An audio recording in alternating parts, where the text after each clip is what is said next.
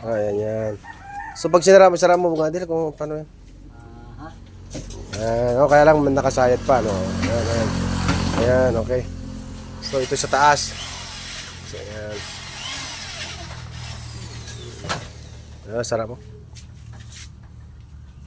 Yung baba natin glass. Glass yan. Ilalagay mo. Okay.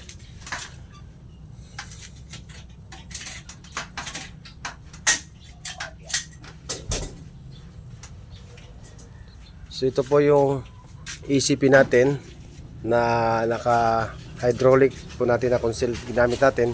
And then ganito rin po sa baba. Sa baba po glass pero hydraulic din po yan. Ayan, yan. Itaas baba. Ayan. Ayan. Hydraulic din po lahat yan. Ito man po, ito rin po ay nakatukod na. Hydraulic din yan, ano?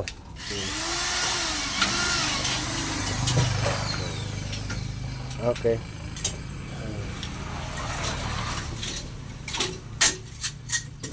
Ayan. Pwede po itong alternatibo sa mga kahoy natin na cabinet. Pwede rin po. May mga melamine wood po tayo pero ito po katulad din po ito ng melamine wood. Alam po to, ano na po to, aluminum composite panel yung ECP natin. Ayan. Tingin ko mas magka-presyo lang din po siguro to ng melamine wood or mas mahal po ng konti siguro yung melamine wood na yan dito. Ito na po yan. Po, matagal nyo nang gagamitin. Ayan. Hanging cabinet po yan.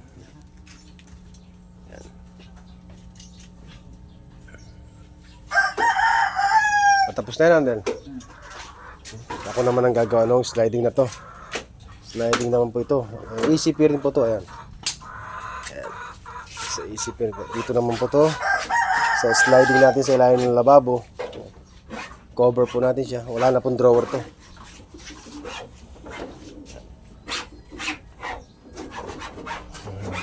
Ilang layer to, Del?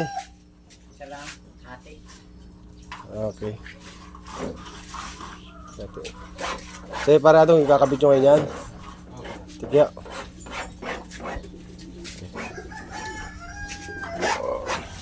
Albert, galingan mo. Ano ba? Ikot ng ikot, ikot ng ikot. Hindi alam nyo. Tamo. Ayan po siya. Tingin ka dito. Tatakas ka pa eh. Ayan, may dala ka ng bayong. Anong bibinta ka manok? Gamit.